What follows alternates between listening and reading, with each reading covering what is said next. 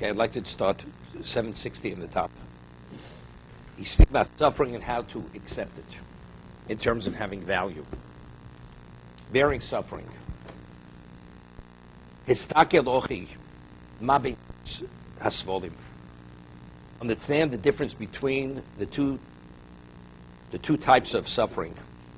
Hisponin hefeshesh ben shnei anyonim.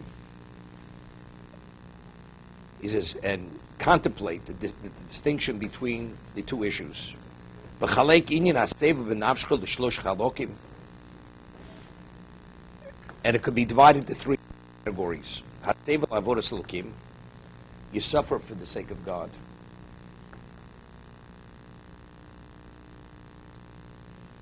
Okay?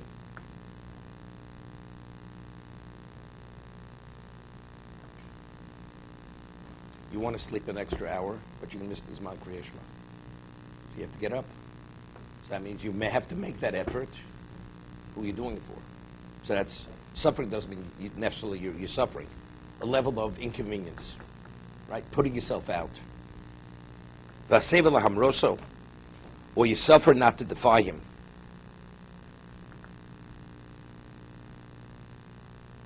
You're hungry, and the only food that's available is non-kosher food. So why are you bearing the hunger pangs? Because you're not gonna go against him to eat not kosher. Hasevel apigi olam. The person suffers because he says worldly misfortune. Person has unrelated to mitzvah. Person has a financial loss. Person's hurt.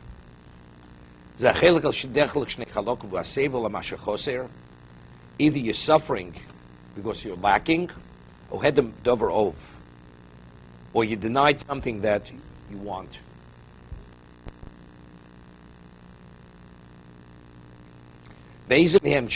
Whatever level of suffering you experience, it's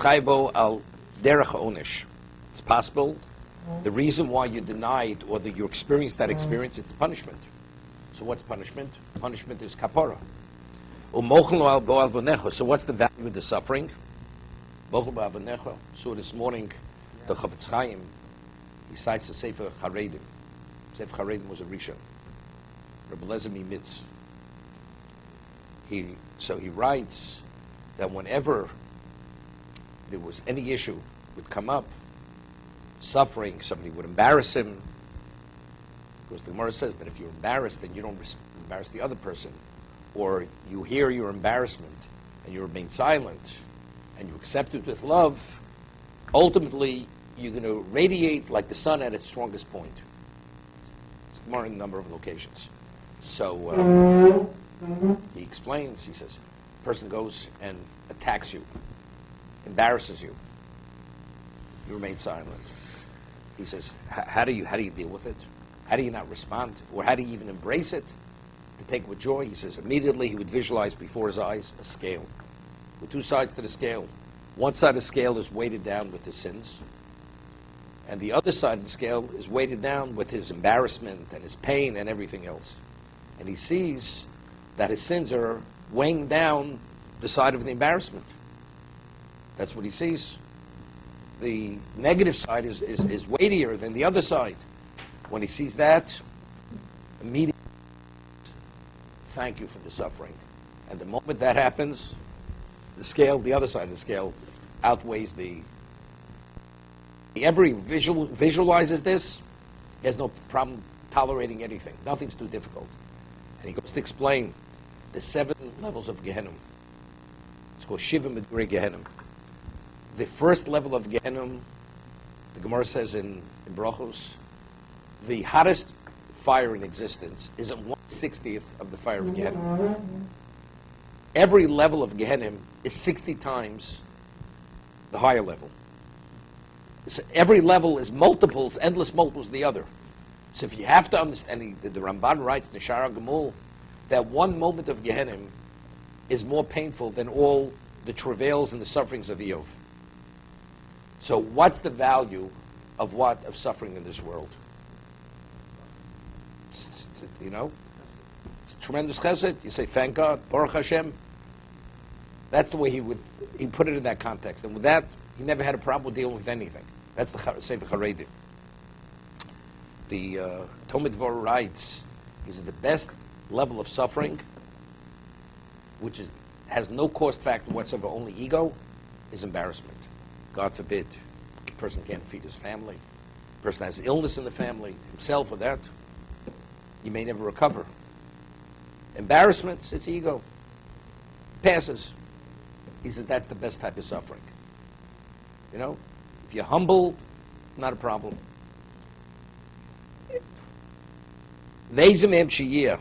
He says it could be onish.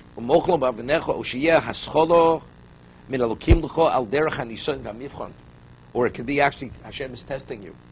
How are you going to take it? Are you going to question him?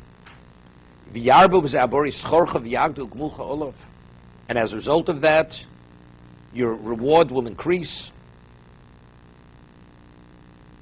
No, you didn't question Hashem. I mean, we're talking about the tests of Avraham Avinu. What were they? The 10 tests. It wasn't punishment. Will he be able to endure? Could he stand up to the challenge or not? Every one of them was all to increase, to advance him. What's the question of punishment?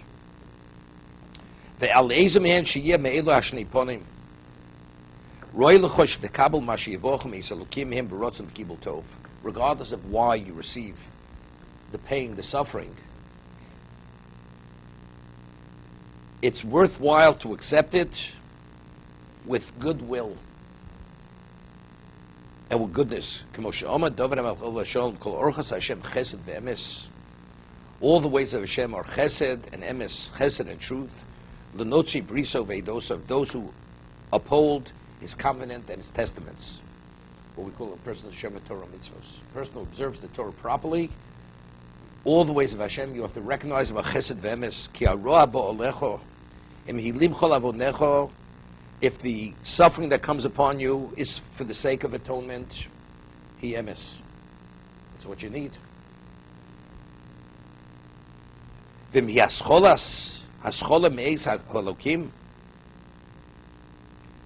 Loses tmurosa hagmul hatov, that in the place of this, it's an ishe ben Hashem, that in its place you should receive the exceptional level of war, that you were able to withstand the test without complaining.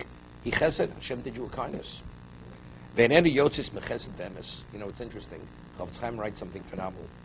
You know, we speak about going back, time at Amoroim, Tanoim. Wasn't that difficult to be a Jew, an observant Jew? He says, in today's day and age, very difficult. All the challenges, the environment is not conducive, and you stay the course.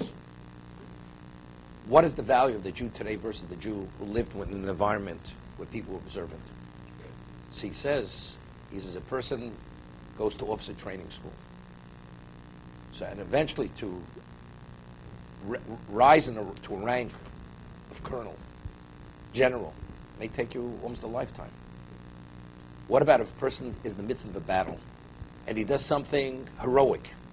Within 6 months, you could already reach the rank of colonel. So what normally would take endless years, because it was in the midst of a battle and your level of achievement, you receive that distinction. He says, today we're in a battle. It's a milchama. So today, if a person is able to live as an observant Jew, despite all the tests and the trials, the tribulations, everything, we surpass whoever lived at that level in previous generations. That's what Chovos HaLevavos writes. He writes it in the Kisvei Chovos HaLevavos, he writes this. Okay? So just living in our day and age, it's a challenge. It's a challenge. Most Jews aren't. And despite most Jews, you are, it's a tremendous challenge. He was doing his time, Chovos HaLevavos.